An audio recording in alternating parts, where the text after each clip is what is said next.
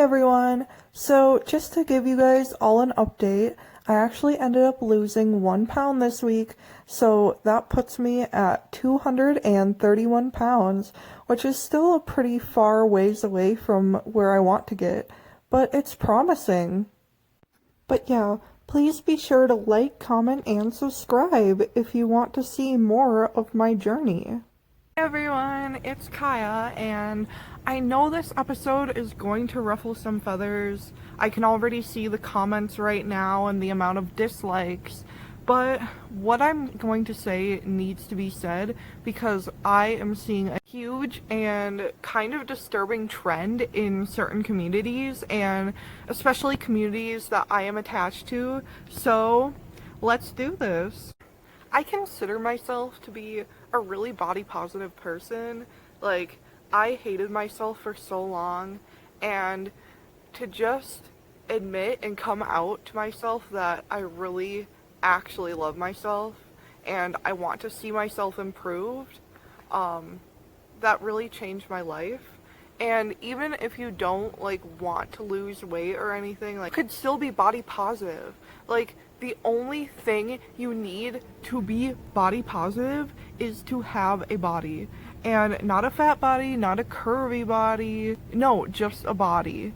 During my teenage years, I kind of started to have a lot of changes in my appearance and also in my body image. And I think that started around when I was like 8 or 9, because I actually got puberty pretty early. I got really tall and kind of like broad-shouldered and a little overweight, which like none of my family was concerned, and my dad is pretty tall, so that's kind of what we expected. But the amount of bullying I got about my own body, something I could not change, was insane. Like, there was just people like that just made me not want to go to school. So when I was a teenager, I started to use Tumblr.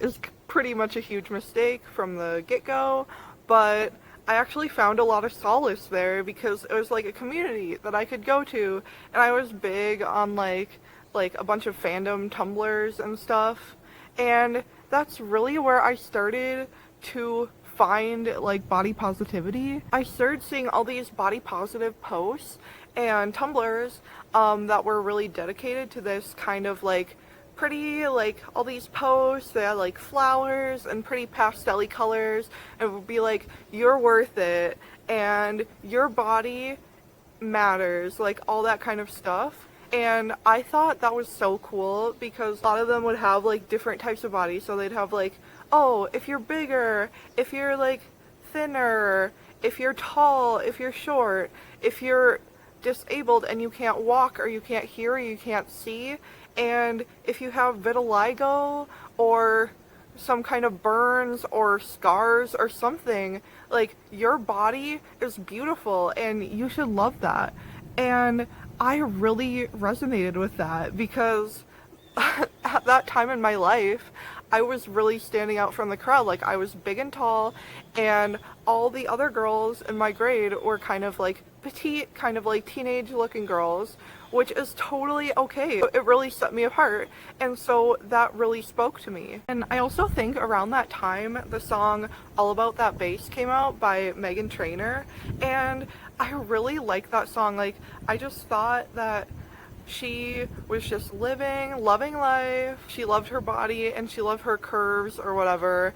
And the music video was like all these like nice pastel-y colors, and I was kind of into that vibe, so I liked it. But upon further inspection, like, the lyrics are really body shamey, and a lot of them stick figure silicone Barbie doll, and she's calling them like, oh, you're just fake, you're plastic, you're a stick figure, guys like a little more booty. Like, who cares what guys like? Like, just love your body. Like, who cares what anyone else thinks about it?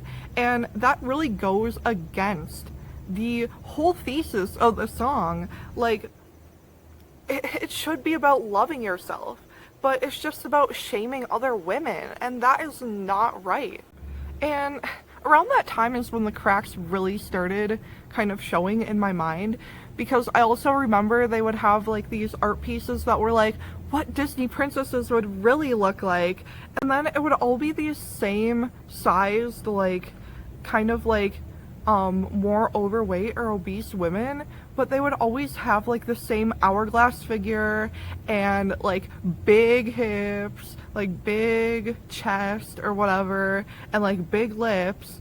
And it's like these women, they all lived in different places and different time periods. So yeah, they might not have all been like really skinny, and of course like they're not real, but they're not all the same like size either. They're not all the same body type, and a lot of people just went along with that. And I think that's when a lot of like the kind of like fat activist part of the movement started.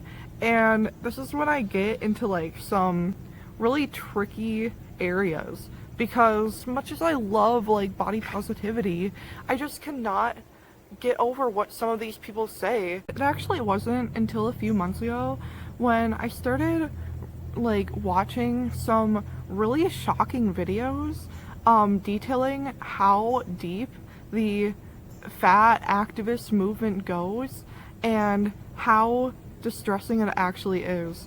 Like, there are some of these women that are saying that being concerned about your child's weight and giving them healthy food is attuned to being a child predator. That is sick, and real kids have to go through that. And you're just saying that, oh, that's the same because they made me eat a carrot. Like, no, it's not. I especially found videos like Virgie Tovar's video about CRFIs, which means a cake-related fat phobic incident, which means when a woman makes me cut a smaller piece of cake for her at a party, which is a disproportionate amount of labor that I have to put out. And no, like, are you kidding me? That has to be the most, like, first world problem I have ever heard. I have never heard so much privilege emanating out of someone. There are actually people in this world that have to do really hard manual labor just so you can get the products that you use every day. And this goes for everyone here. I'm a really big proponent of workers' rights, and if you think that cutting a smaller piece of cake is a disproportionate amount of labor, maybe think about the lengths that children go to get that chocolate that you put in your cake. It's sick, and it's sad, and it's privilege. And then they go on to say that thin privilege is like this horrible, horrible thing that just like messes up their lives. And yeah, I know thin people get privileges in first world countries, especially I feel like in Europe. I've actually heard a lot of stories about people shouting really rude things to larger people out of cars, and that is really sick. Like, I only had that happen to me like once or twice, and it kind of made me never want to go outside again. But to say that it is privileged that someone has a smaller slice of cake, and to say that they're just doing it to make you feel bad, is really self-centered, and it's a first world problem. And what really gets me is that a lot of these women that are in this like fat activist community, they say they're feminist, but all they do is put other women down. Especially if they're trying to lose weight, or they're like too skinny, or they're like muscular, they'll say like, oh, no man will ever want you, or you look like a man. That just made me feel really like not feminine, and it messed up my body image. Holiday, a woman that I actually looked up to for a few years, she called someone out publicly on Twitter and got her fans to go after someone that was losing weight for their health. someone who was a huge fan of hers, who had actually given her money before and looked up to her. And she just like, bye girl, just because you want to be healthy, it's somehow an affront to her. And that is not okay. A YouTuber named Glitter and Lasers came under fire from people who are in the same group as her. She was actually a pretty prominent, like, fat activist, and she did like a lot of fashion hauls and stuff. But she has lipedema that is spreading, and it could get really life-threatening for her if she doesn't lose weight. So she is doing that right now, but she has gotten so much flack from people, and I feel so bad for her because she could die if she doesn't lose weight. But these people, all they care about is themselves, and how, oh, if she's not fat, then I'll just look fatter to everyone else, and then I'll be the bad one. Like, no. Don't think about, like, other people like that. And you should want other people to be as healthy as they can be, and as happy as they can be. I hear people asking, how can we change the body positive movement for the better? Like, it seems pretty far gone now. And I'll just have to say that I think it needs to go back to what it originally was about, which was like, oh, feeling good about stretch marks, feeling good about like birthmarks, or like whatever you have that you can't change, or even if you can change it, it's like you should be positive about your own body, because we only have one and it really goes with you for life. We need to be supportive of other people who want to make good decisions for their health and preserve that body that we need to be positive about. And we need to stop shaming people for how they look. Don't call them stick figures if they're skinny, and don't call them like big fat pigs if they're fat, because none of that helps. It just makes people angry, and it makes them feel insecure, which in turn has not make improvements on their health.